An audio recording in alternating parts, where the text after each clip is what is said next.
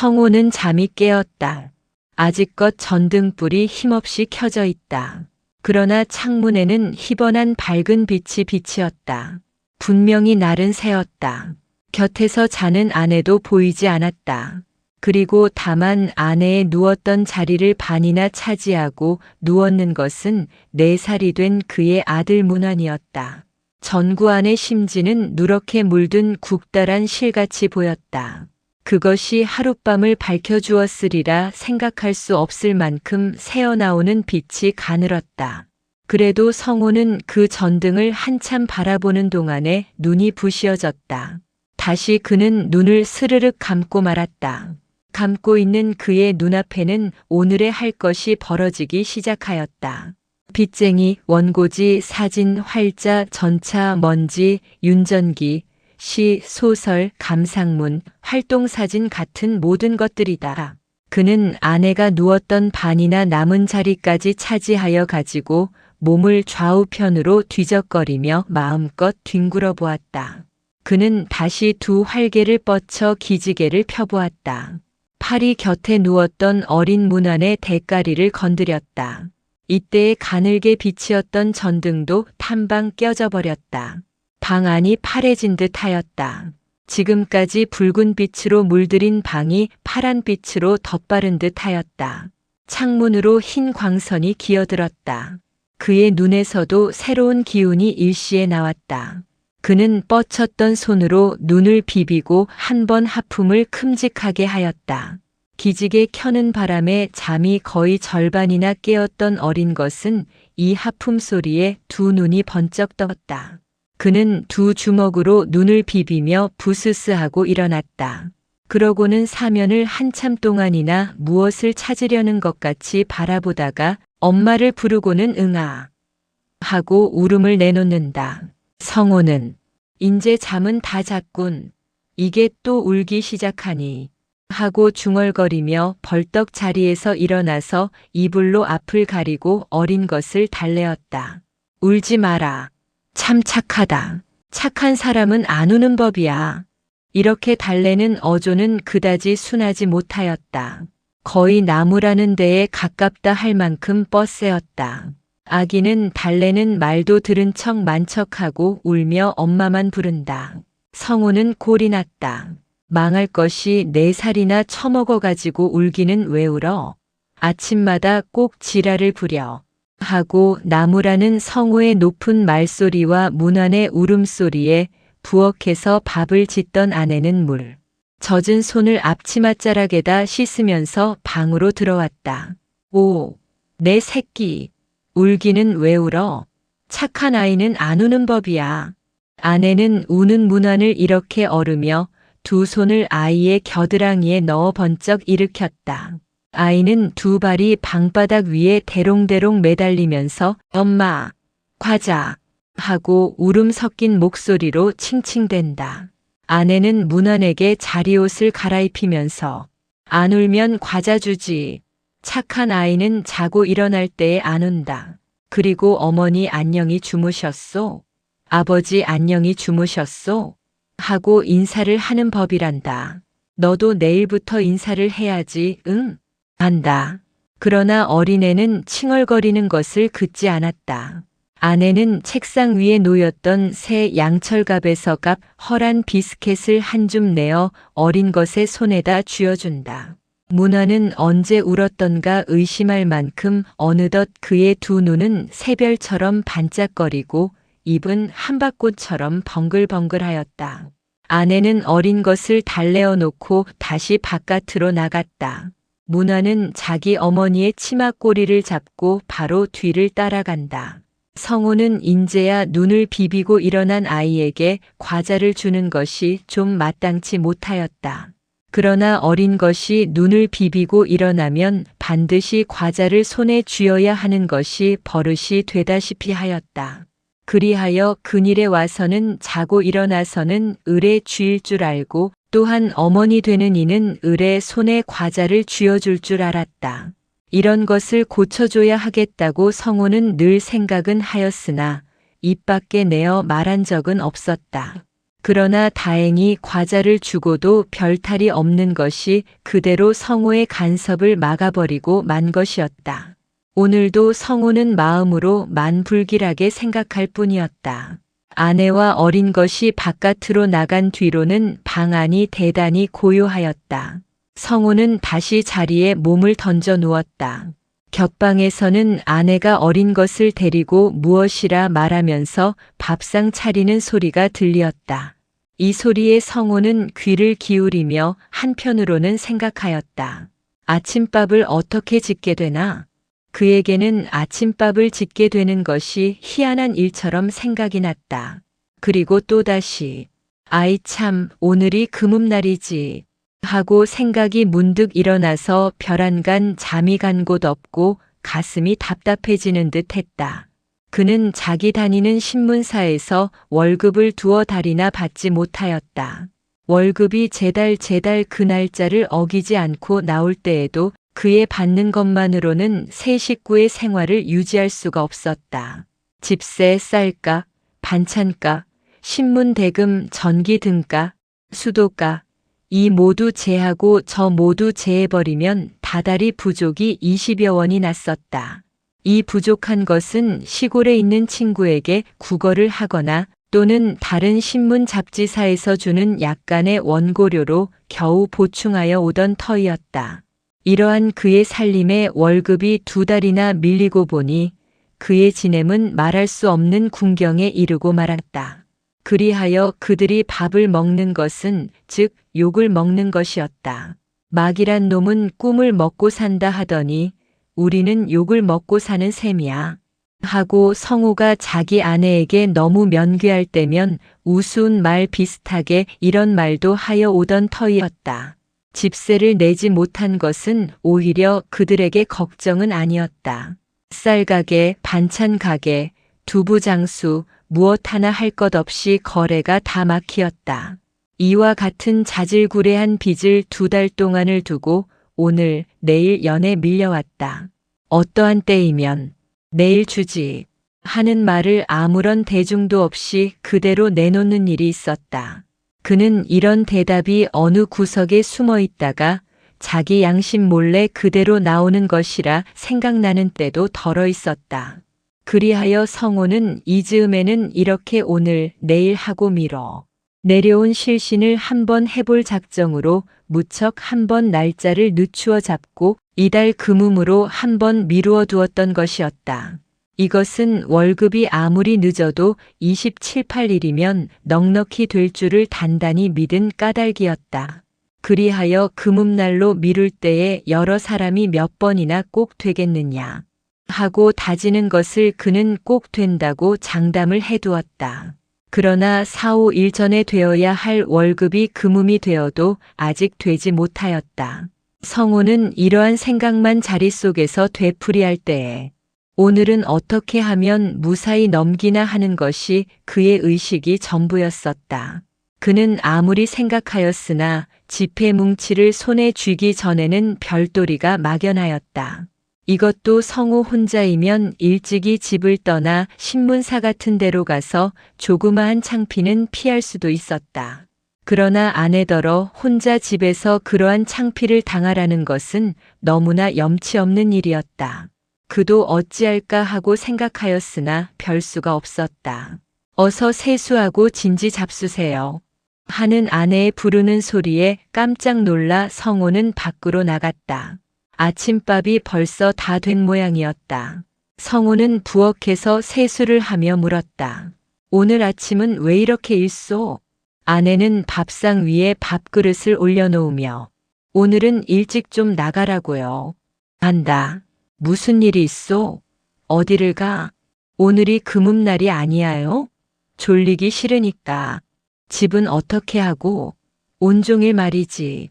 성호는 이렇게 묻기는 하였으나 속으로는 일이 무던히 되었다고 생각하였다. 자리에 누웠을 때부터 여편네 혼자 빚쟁이에게 졸리라고 할 수도 없는 일이요. 그렇다고 어느 곳으로 피난을 가라고 권할 수도 없었다. 아내가 자발적으로 피난서를 끄집어낸 것은 참으로 오늘 하루를 아무 일 없이 지나가기에는 무던히 잘된 일이라고 하였다. 살림이라고 뭐 잃을 것이 있어야 하지요.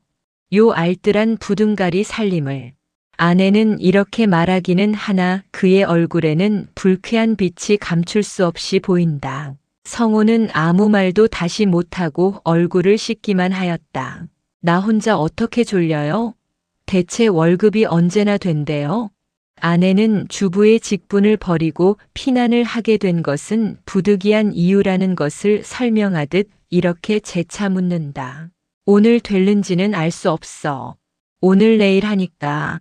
성호는 또 역시 확실한 대답을 못하였다. 오늘도 만일 안 되면 큰일 났구려. 아내는 성호에게 확실한 대답을 얻지 못하고는 더욱 실명 없는 얼굴을 보였다.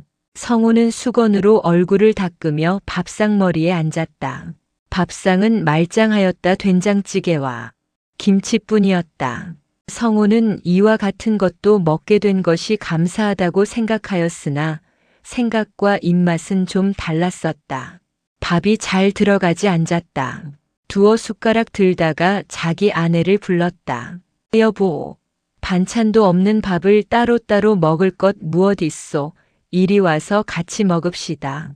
어린 것은 손가락을 물고 자기 어머니의 치맛자락을 붙들고 칭얼댄다. 문화나 내 밥 가지고 이리 온. 하고 성호는 어린 것을 불렀다. 당신도 같이 오구려. 하고 아내도 불렀다. 어린 것은 자기 어머니의 동의를 구하는 것처럼 얼굴을 쳐다보며 치맛자락을 잡아 끈다. 아내는 못 이기는 체하고 자기 밥그릇과 어린 것의 밥그릇을 들고 남편 상 곁으로 왔다. 그러나 그 밥상은 세 식구의 밥을 늘어놓고도 오히려 빈틈이 있었다. 아내도 밥그릇을 앞에 놓고 숟가락을 들었다. 어린 것은 밥그릇을 앞에 놓기는 하였으나 숟가락을 들지도 않고 손가락을 입에 넣고 칭칭대기만 한다. 아내는 밥을 뚜껑에 조금 덜어 된장찌개를 부어서 자기가 맛을 보며 참 맛있다. 어서 먹어. 참 착하다. 하고 문안에게 권하였다. 그러나 어린 것은 고개를 쌀쌀 내두르고 심술을 피운다. 왜 그러니? 어서 먹어. 하고 어머니는 눈을 한번 딱 부릅뜬다. 그래도 어린 것은 고개를 흔들며 울음이 곧 터져 나올 듯 입을 삐죽거리기 시작한다. 왜 그래? 하고 아내는 큰 소리고 부라린다. 달걀.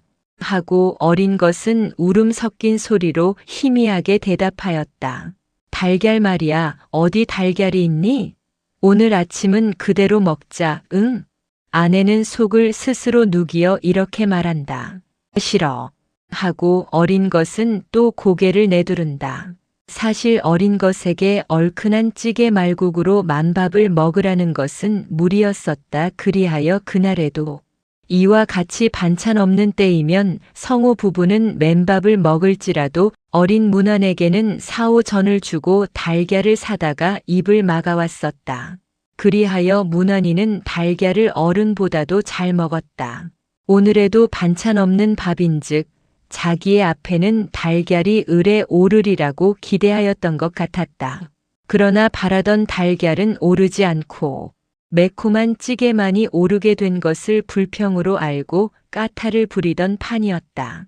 아내는 다시 눈을 부릅뜨고 어서 먹으라 어르며 어린 것을 위협한다.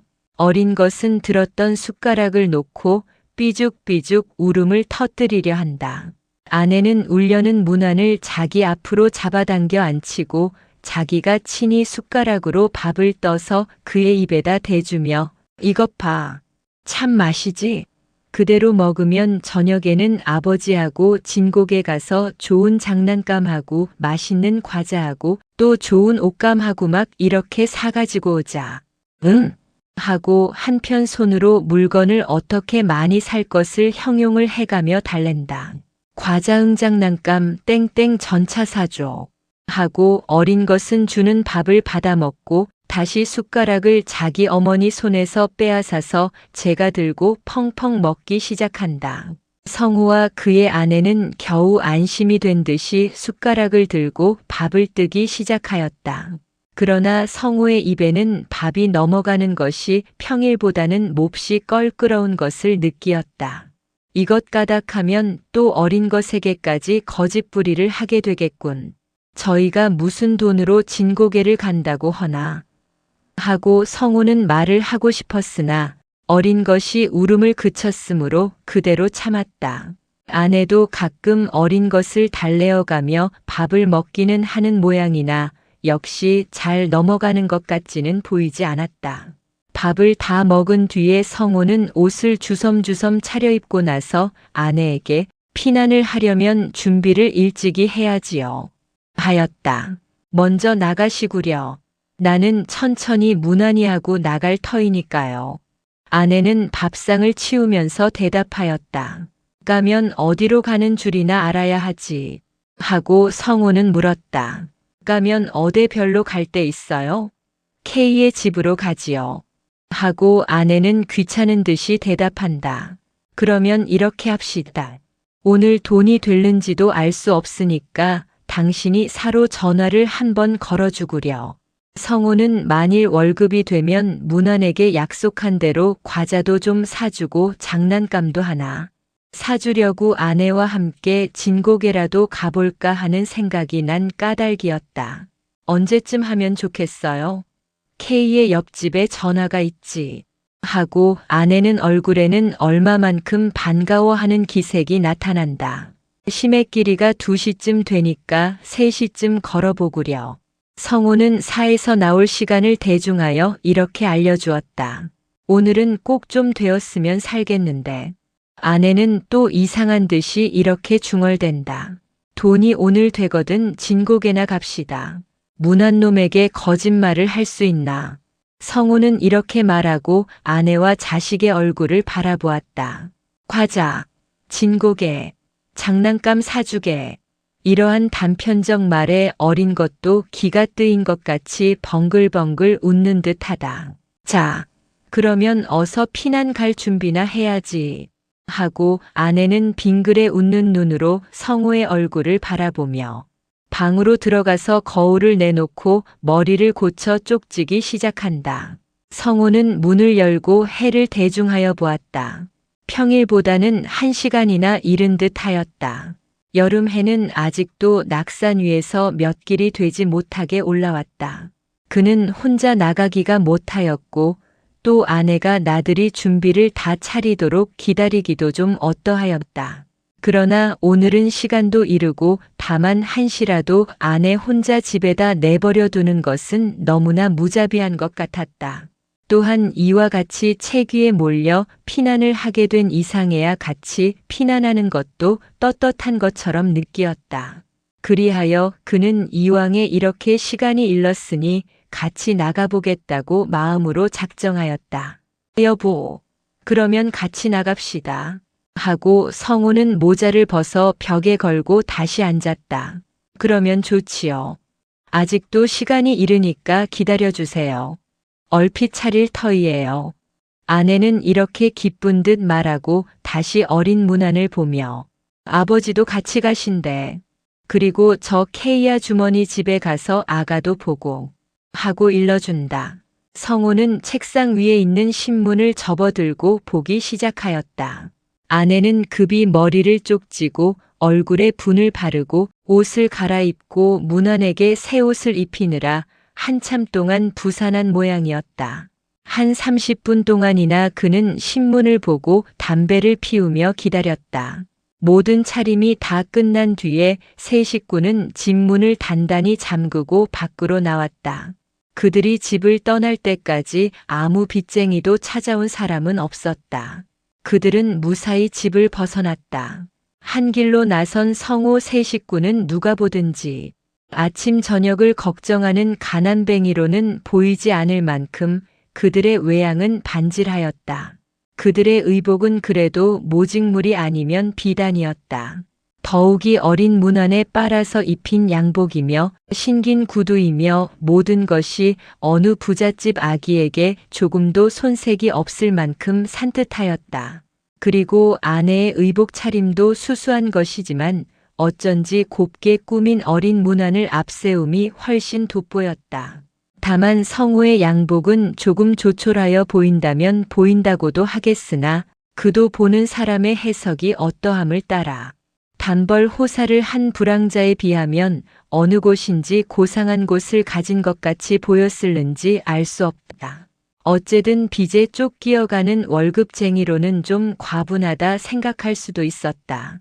성우는 잡지와 원고지를 함께 둘둘 말아 바른 손에 쥐었고 아내는 바른 손으로 연붉은 파라솔을 받치어 아침 엷은 광선을 가리고 왼편 손으로는 어린 문안의 손을 이끌고 천천히 걸어간다. 성우는 아내와 자식을 앞에 세우고 느르적 걸었다. 시간이 너무나 이름인지 평일의 아침과 같이 여러 월급쟁이의 행렬을 만나지 못하였다. 그들이 사는 동리는 동소문 안 한적한 곳인 까닭에 집세도 싸고 또 공기도 좋았다. 그런 관계인지 일본 사람, 조선 사람 할 것 없이 월급쟁이가 많이 살았다. 그리하여 그가 자기 집에서 창경원 전차 종점까지 아침 저녁으로 왕래하는 동안에 온 길에 드문드문 널리어 걸어가는 것은 거의 전부가 월급쟁이로 만 평일부터 보아오던 터이었다. 그러다가 오늘 일찍이 집을 떠나 자기 가족끼리만 걸으면서는 그러한 여러 사람을 보지 못하게 됨이 어찌함인지 좀 회척한 생각도 문득 났다. 사실 그가 자기와 같은 처지에 있는 월급쟁이라 하는 어떠한 동료의식에서 그러한 생각이 났는지 또는 빚쟁이를 피하려고 처자를 인솔하고 집을 떠나게 된 자기 처지에 대한 불평과 또는 장래에 대한 불안이 그러한 감상적 기분을 일으키었는지 알 수 없으나 어쨌든 성우의 가슴을 오로지 채운 것은 이 회척한 기분이었다. 길에 왕래하는 사람은 대개가 부지런한 학생이나 또는 막벌이군, 시골 농군 같은 사람들이 많았다. 성우의 가족과 같은 그러한 정도의 외양을 꾸민 사람들은 극히 드물었다. 그 왕래하는 사람 총 중에서는 군계 가운데의 봉이라 할 만큼 이체를 보인 것이었다. 성우 자신도 별로 다른 사람보다 우월하다는 의식을 가지려 해서 가진 것은 아니로되 어찌함인지 그의 마음의 어떤 한 구석에 저들과 자기와는 다르다는 의식이 숨어 있는 듯 하였다. 이러한 의식이 본능적으로 그의 머리에 떠오를 때에 성우는 자기의 생각이 너무나 번잡하다고 스스로 나무라고도 싶었다. 집에서 나오면서부터 아무런 줄 모르는 어린 것은 별말을 다 물어본다. 새삼스럽게 어디를 가느냐, 저건 무엇이냐, 저 말은 어디로 가느냐, 저건 무슨 나무냐, 꺾으면 나쁘냐 등 자기가 보고 느끼는 것이면 반드시 앞뒤를 돌아보고 자기 어머니에게 묻는다. 그러면 어머니 되는 이도 귀찮지도 아니한지 이르리. 아주머니 집에 간다. 저건 능금나무이다. 꺾으면 걱정을 듣는다. 대답을 해가며 어린 것과 거의 보조를 맞추다시피 걸어온다. 성우는 속이 갑갑한 적도 없는지는 않았지만 자기도 역시 자기껏 딴 생각을 하느라고 걸음이 자연히 늦어졌다. 물론 이와 같이 이른 아침부터 집세 재촉이나 신문값 받으러 올 사람도 없겠고 또는 불행히 만나게 된다 할지라도 이러한 큰 한길 가운데에서 설마 창피를 줄 사람이야 있을 리는 없으리라고 생각을 하면서도 그는 어찌함인지 그들은 만나지 어떻게 할까 두려움이 머리에서 떠나지 않았다. 이런 이유로도 그는 한 길에 가는 사람을 딴 생각만 하는 중에도 가끔 유심히 바라보고 오던 중이었다.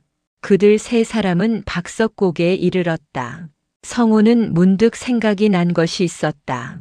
그것은 자기 주머니에 전차표가 한 장은 있지만 아내가 탈 차비가 있는지 없는지 하는 것이었다.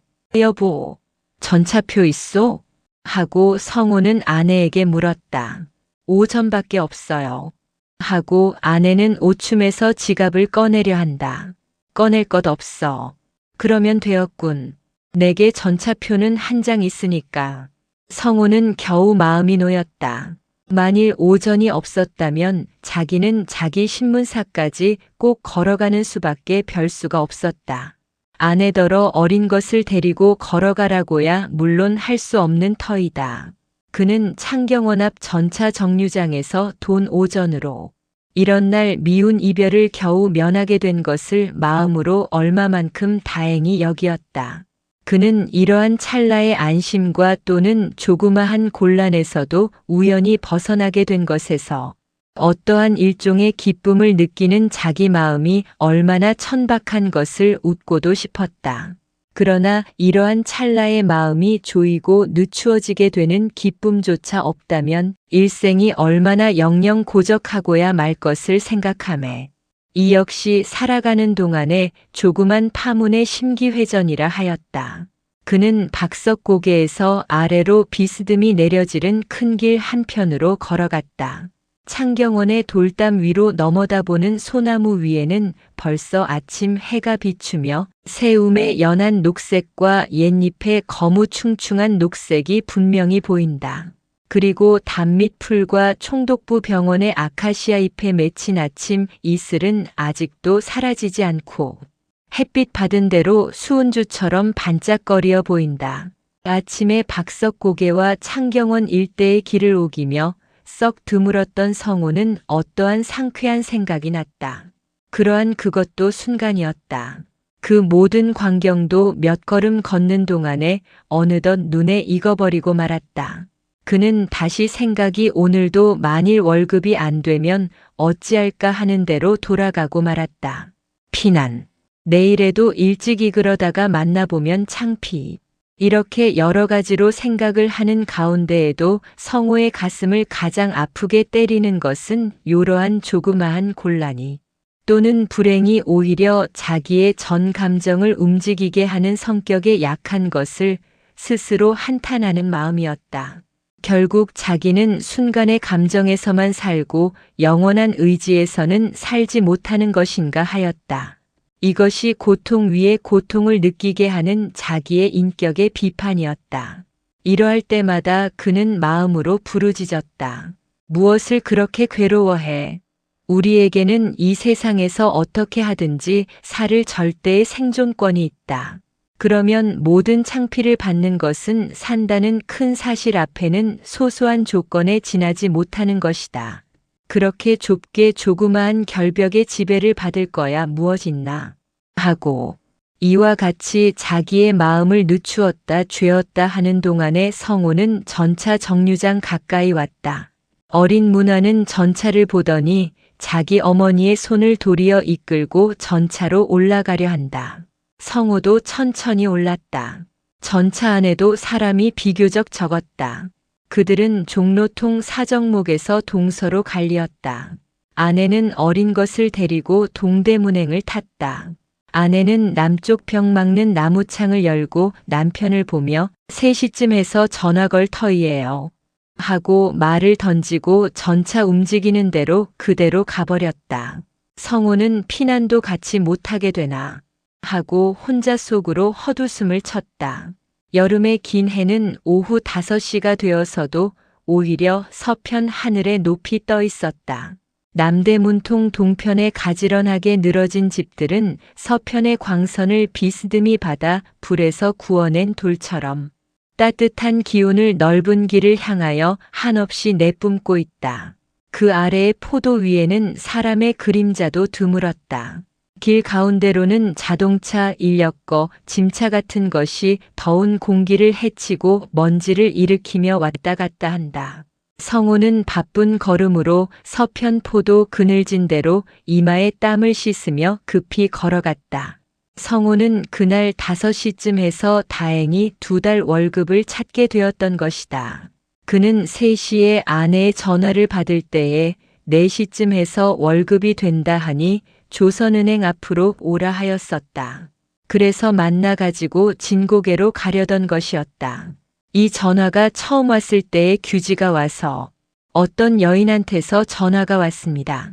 하고 통기를 할 때에 곁에 있던 동료들은 어키, 이성에게서 오늘 한턱하지 하고 놀리다가 성호가 수화기를 손에 쥐고 5시쯤 해서 어디로 조선은행 앞으로 그렇게 하구려. 그런데 그리 올 전차싹이나 있어? 하는 소리에 동료들은 비로소 안듯이 마누라님이시로군. 진고개로 물건 사러 가신다고 하고 다시 논리었었다. 그리하여 지금 5시가 되기를 기다리어 성호는 급히 조선은행 앞을 바라보고 허둥지둥 걸어가게 된 것이었다. 성호는 경성 우편국 앞으로 와서 조선은행 근처를 휘휘 둘러보았다. 아직 아니온 모양이었다. 이게 웬일일까?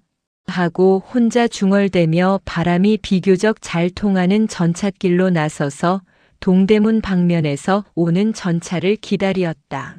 용산 가는 전차를 두세 채 기다리자 비로소 아내는 아이의 손을 잡고 내려왔다. 이게 웬일이오? 하고 성호는 책망하듯 물었다. 곧 온다는 것이 그렇게 되었어요. 퍽이나 기다렸지요?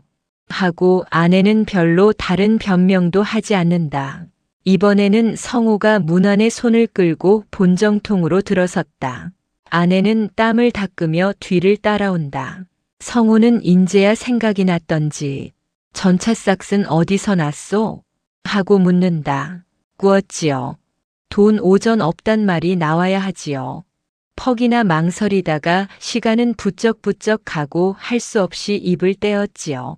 이렇게 말하는 아내의 얼굴은 붉었다. 그러기에 내가 아까 그리로 가는 것이 어떠냐고 전화할 때에 묻지 않았소? 성호는 도리어 아내를 책망하였다. 거기까지 어떻게 오세요? 당신이 그리 왔다가 또 이리 오면 괜히 돈만 더 들 듯 해서요. 좀 하고 아내는 변명을 한다. 그런 이해를 가릴 만큼 이기적이면서 좀 뻔뻔하게 전차싹이 없단 말은 어찌 나오지 않았을까? 하고 성호는 좀 비꼬아 보았다. 아내의 얼굴은 빨개졌다.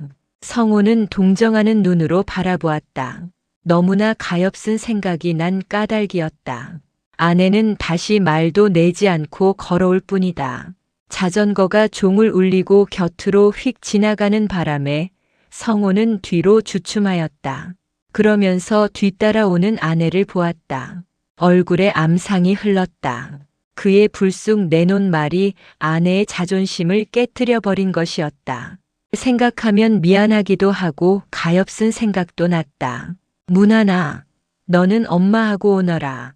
하고 성호는 잡았던 문안의 손을 아내에게로 보내며 말을 걸어보았다. 이리 온. 하고 아내는 문안의 손을 끈다. 성호는 다시 할 말이 없었다. 과자는 어디가 살까? 하고 성호는 다시 말을 붙였다. 아무데나 깨끗한 데로 가지요. 하고 아내는 실명 없이 대답한다. 어린 것은 과자 말에 귀가 번쩍 띈 것 같이.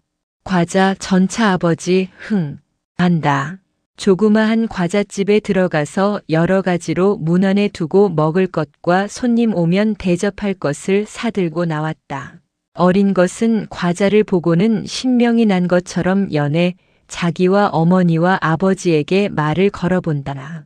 성호는 서점으로 들어가서 잡지를 서너 권 샀다. 아내는 남편이 책을 사는 동안에 문안이를 데리고 그림책을 구경하고 섰다. 성호는 책을 싸서 들고 아내더러 가자고 하였다.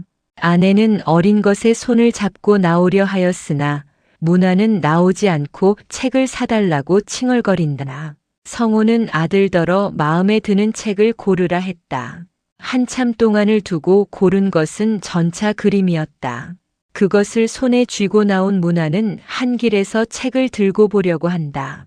아내는 집에 가서 나하고 함께 보자, 하고 말린다. 그러나 그는 듣지 않았다. 자전거와 인력거는 뿡뿡거리고 지나간다. 성호는 조마조마한 위태한 생각에 걸음이 걸리지 않았다. 그러면 장난감 안 사준다. 하고 성호는 한번 위협을 해보았다. 그 위협은 바로 효력이 생기었다.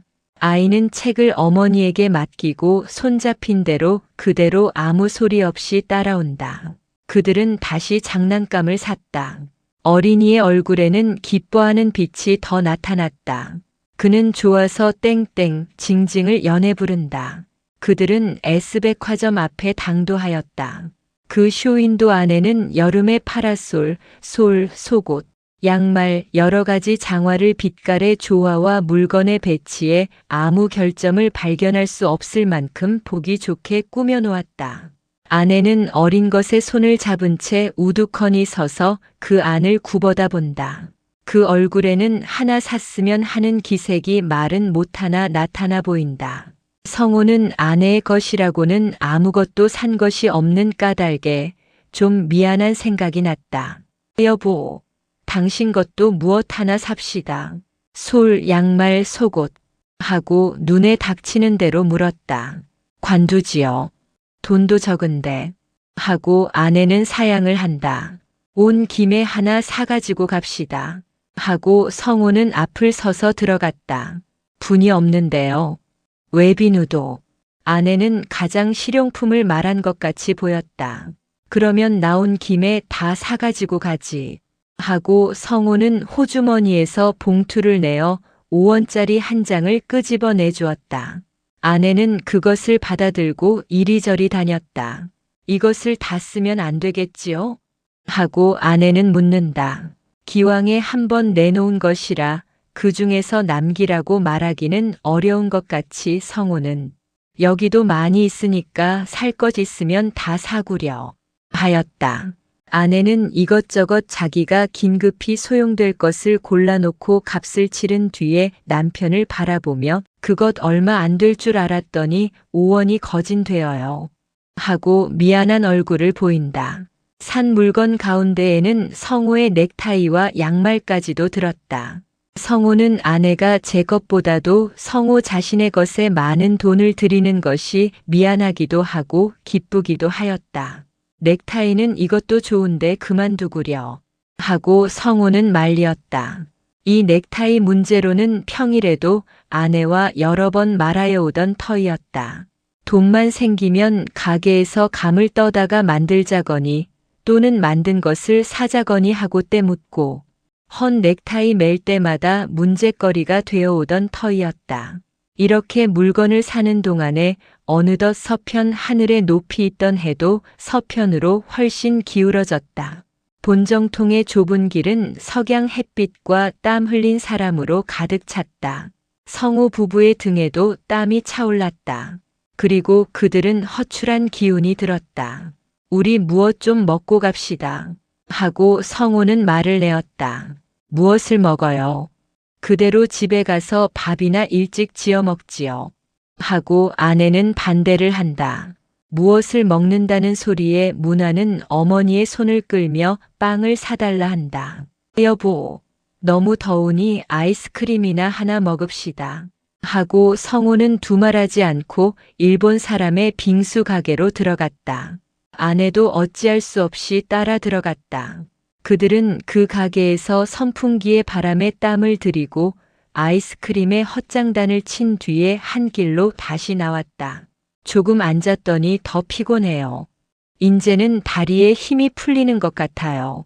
하고 아내는 피로한 것을 말한다. 나도 퍽 피곤한데. 성호는 웬 셈인지 정신도 평일보다 흥분된 것도 같았고 몸에 맥이 풀린 것도 같았다.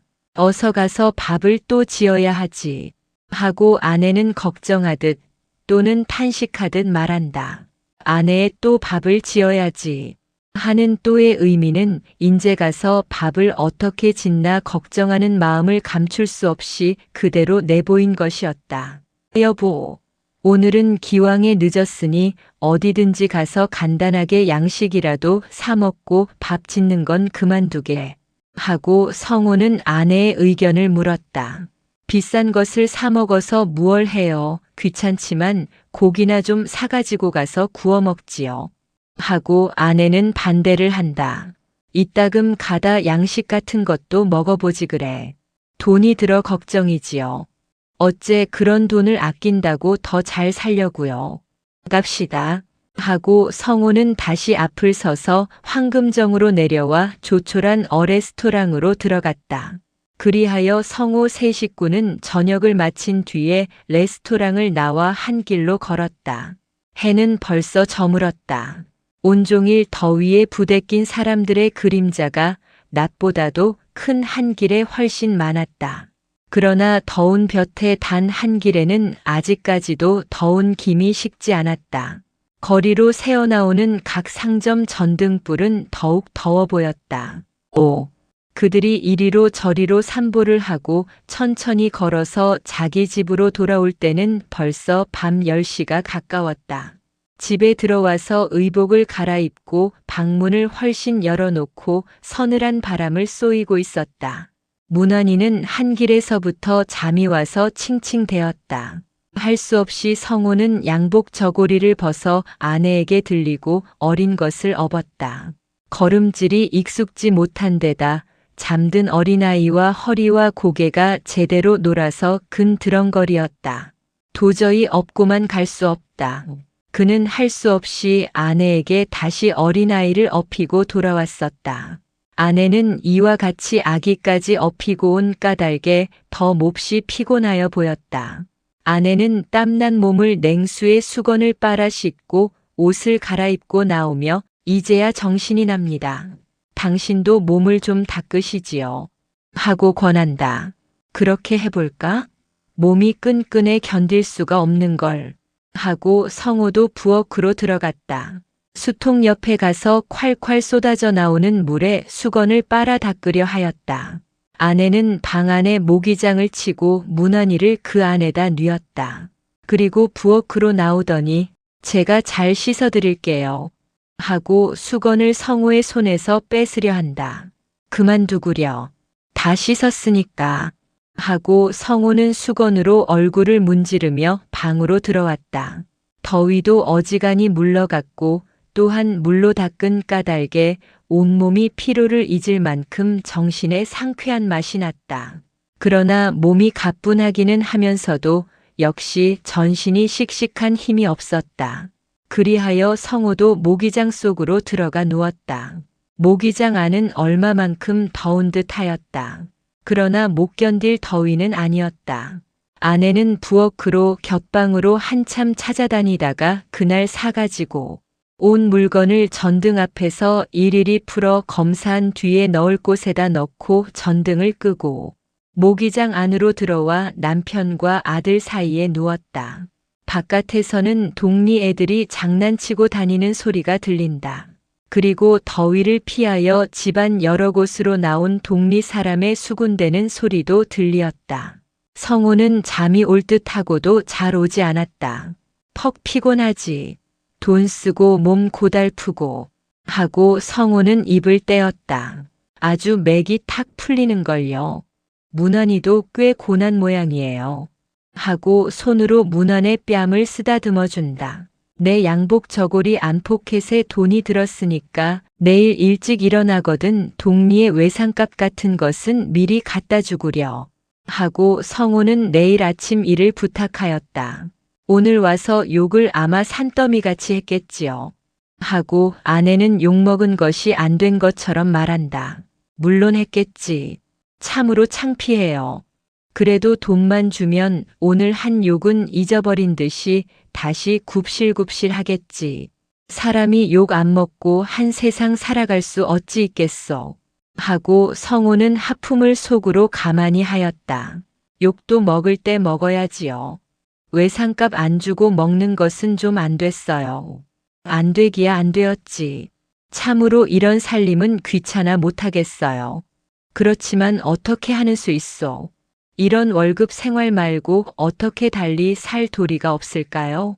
더구나 그것을 믿을 수도 없는데 날마다 졸려서 못 살겠어요. 마음을 하루라도 편히 먹고 살 수 없을까요? 하고 아내는 잘 나오지 않는 월급에 분매어 사는 것을 원망하듯 말했다. 글쎄 지금 형편으로는 별도리 없어요. 글줄이야 쓴데야 그것으로는 한 달 집세도 못 되고 또는 자본 없어 장사도 할 수 없고 자본이 있다고 해도 장사치로 나설 천성을 타지 못하였고 그렇다고 굶어 죽을 수도 없고 테러리스트나 니힐리스트 같은 행동은 마음이 약해할 수 없고 결국 월급쟁이라도 받아가지고 어린 것 배나 안 골리도록 해보는 수밖에 별도리가 없겠지요. 하고 한참 동안 숨도 쉬지 않고 대번에 이렇게 절망적으로 대답하였다. 이렇게 말하는 동안의 성호도 얼마만큼 흥분하였다. 참으로 딱한 일도 많아요. 하고 아내는 한숨을 내쉰다. 별 수 없겠지. 이도 못해서 굶어 죽는 사람도 많으니까 우리는 무던한 폭이라고 뱃속을 좀 편하게 먹는 수밖에 별도리가 없겠지. 글쎄요. 하고 아내는 시원치 못한 대답을 한다. 성우의 눈에는 월급 받는 때의 자기의 광경, 그것을 받아가지고 조선은행 앞으로 다름질을 하는 광경, 모든 것이 다시 어떠한 환영처럼 전개되었다. 어떠한 딴 사람의 행동을 비판하는 눈으로 바라보는 사람과 같은 느낌이 있었다. 지금 누워서 생각하는 먼저 돌아다니던 사람과는 딴 사람 같은 느낌이 있다. 아내도 무엇인지 생각하는 듯 하였다. 다만 무난히만 고난 잠이 들어 가끔 잠짓을 할 뿐이었다. 어두운 가운데에 두 호는 활개를 치고 뛰놀았다.